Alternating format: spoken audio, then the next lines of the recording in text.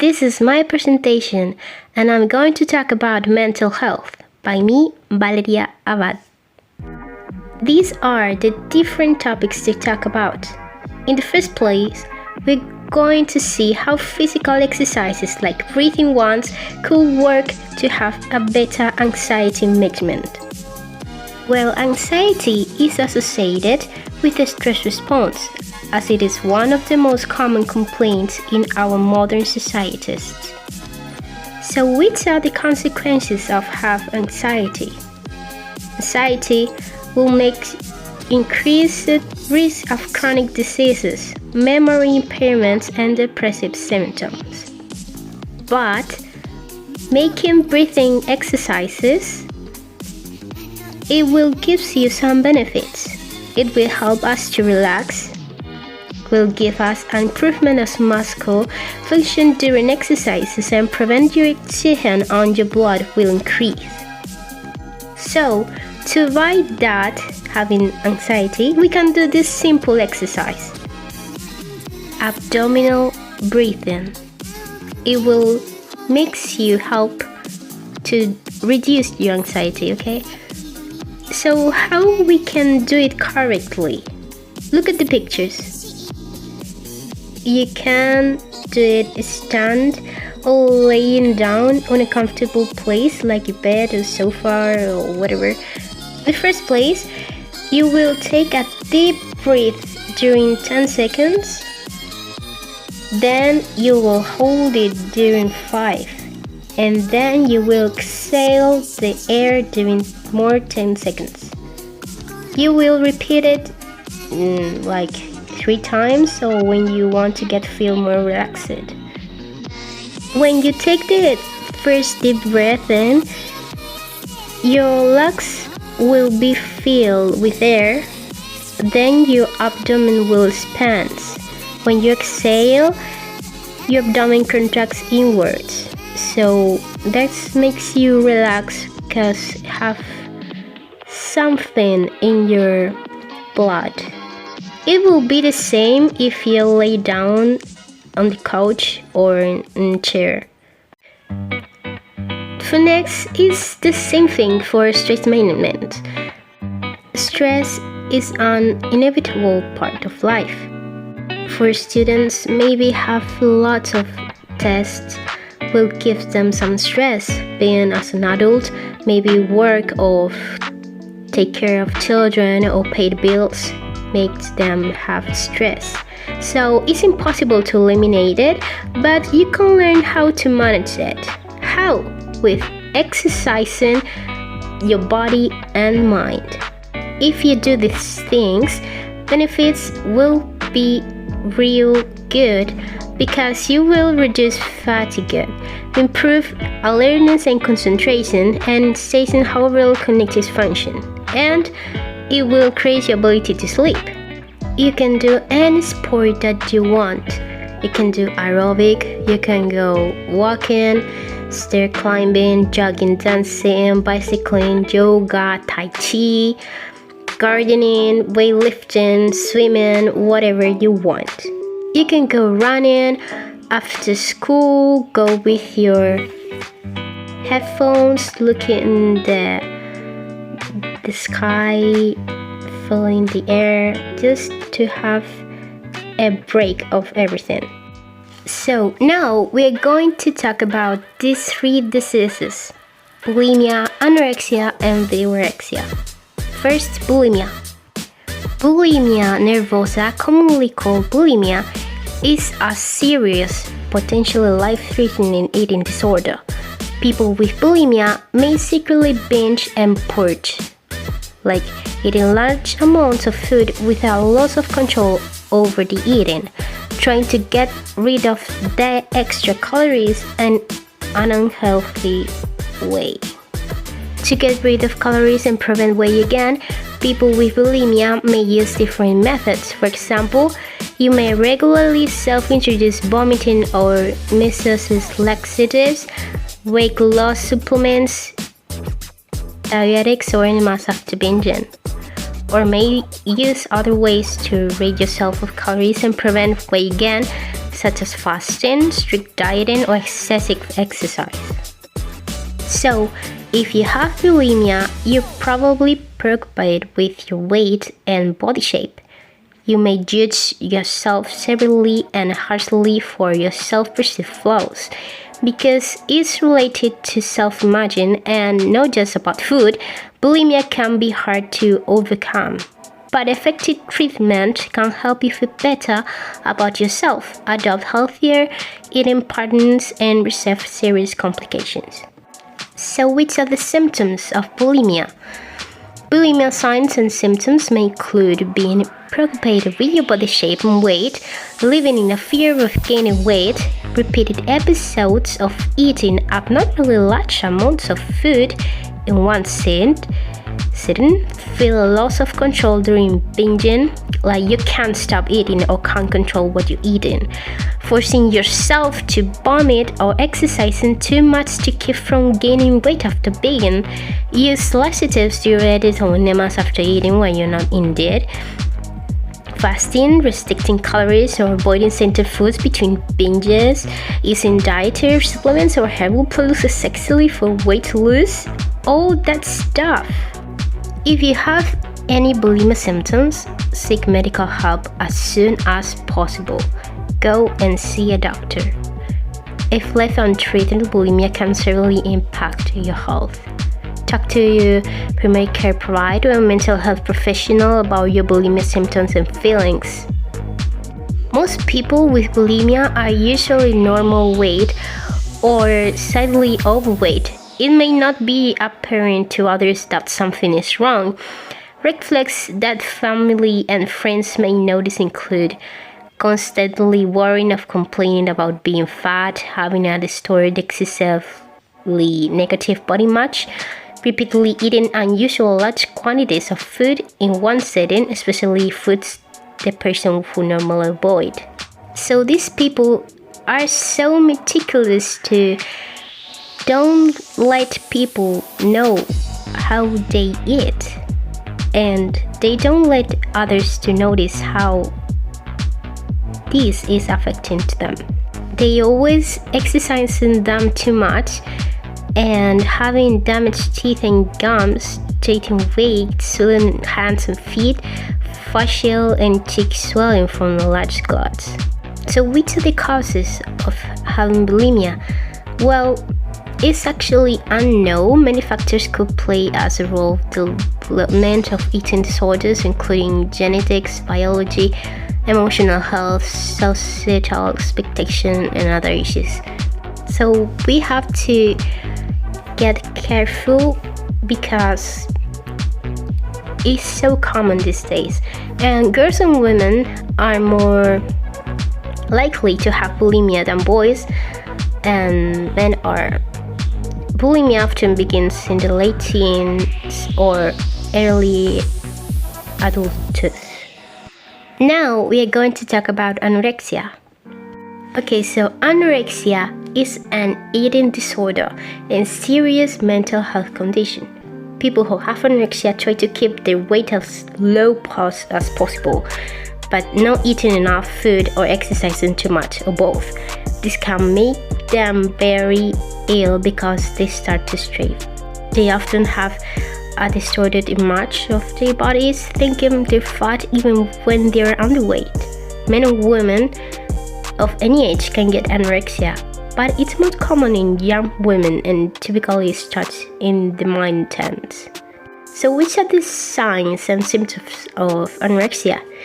Signs and symptoms are: if you're under 18, your weight and height will be lower than accepted for your age. If you're an adult, having an unusually low body mass index, missing health, missing meals, eating very little, avoiding eating any foods with your C as fattening, but if you're fat when you're a healthy weight or underweight, taking medicine to reduce your hunger, your periods stopping if you're a girl, or not starting, physical problems such as feelings, lightheaded or dizzy, hair loss, of dry skin.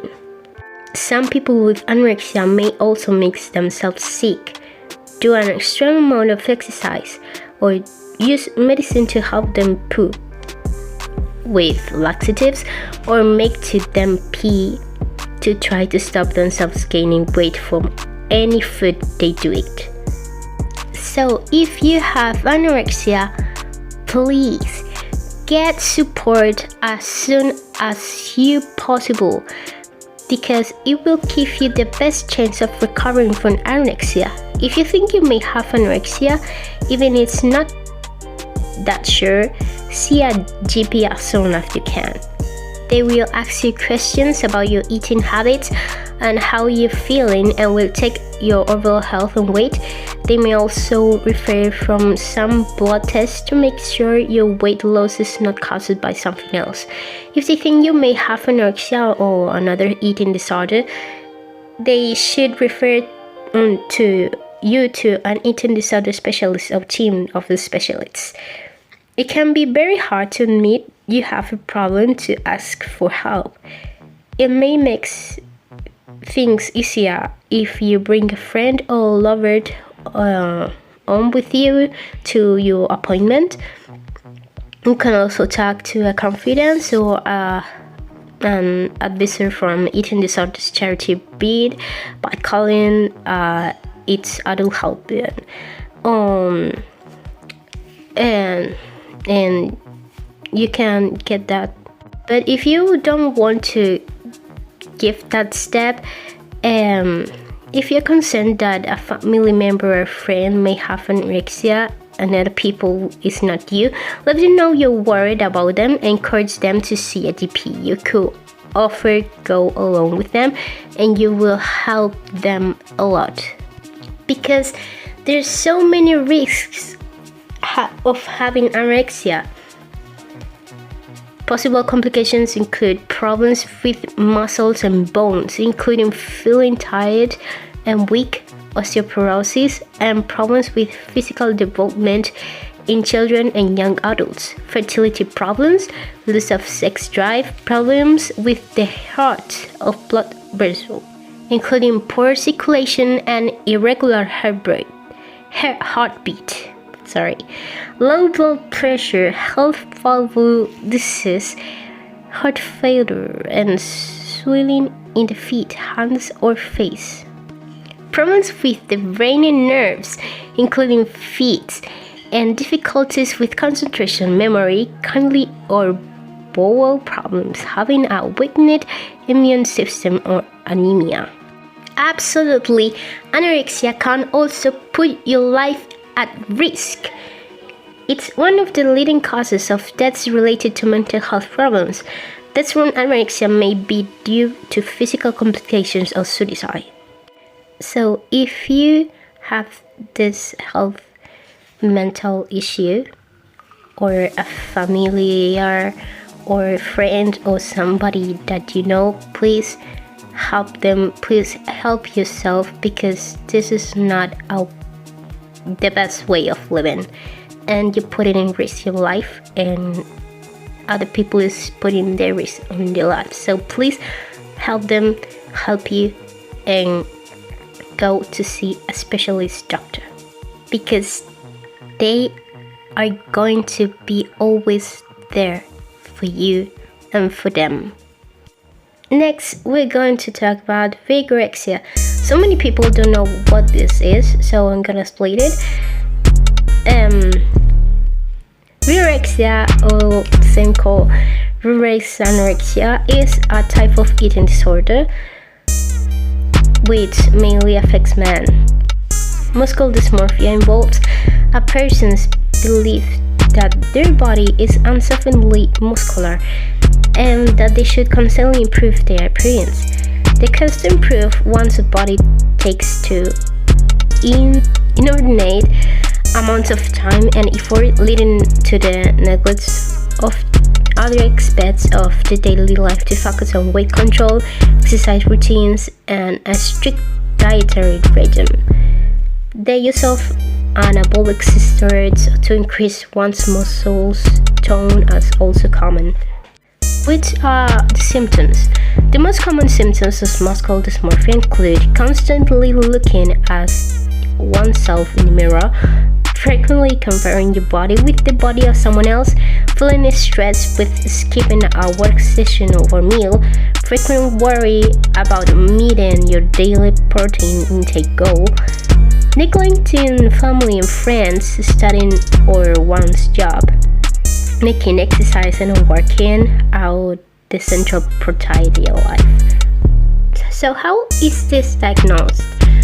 Well, muscular dysmorphia is diagnosed when someone constantly shows two or more of the following behaviors: the prioritization of exercising and staying on track with diet above everything else, being afraid of to showing one's body, experiencing social isolation or job loss due to dedication to a fitness regime, working or out regardless of physical injuries, and taking anabolic steroids.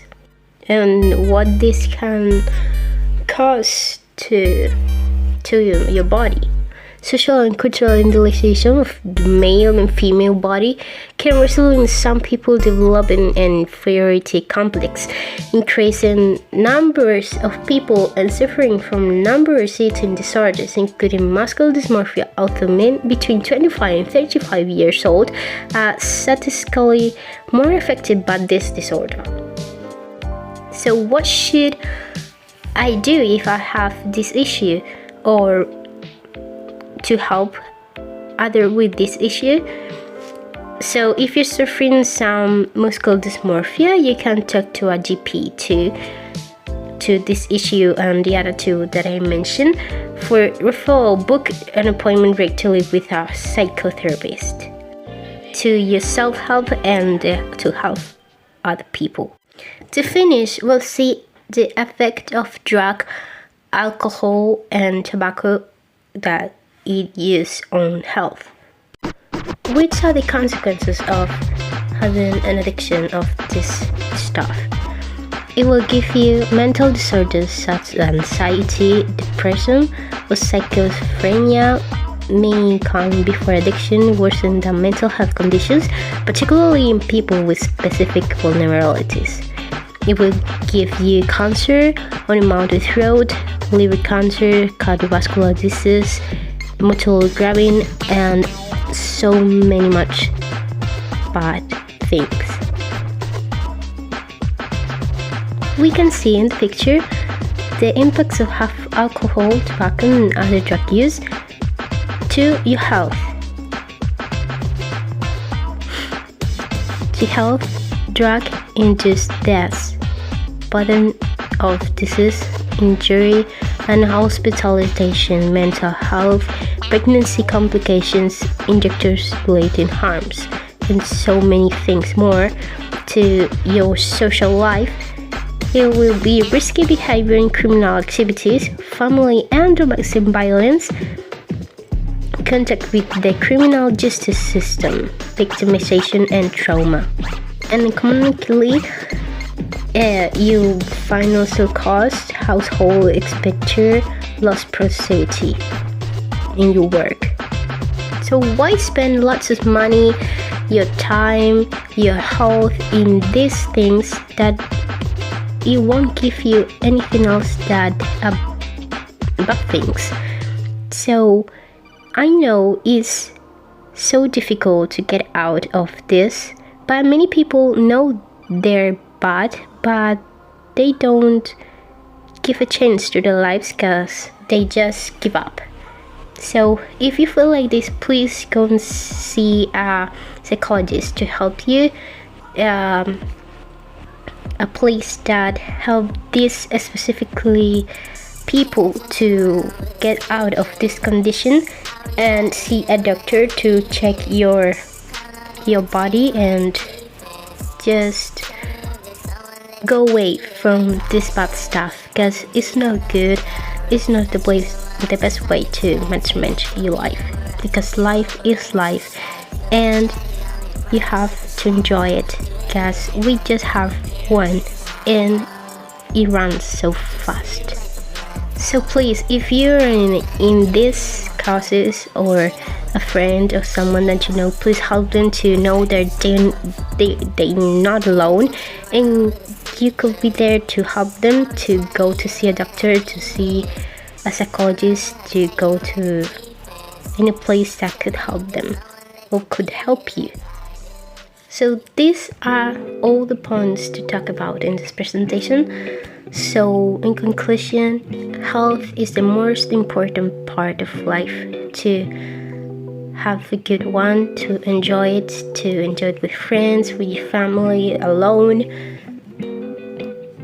Nothing else, no money, no material stuff, just health. Be good with yourself, with your mind, with your body. And remember, if you're healthy and happy, you will successful in life.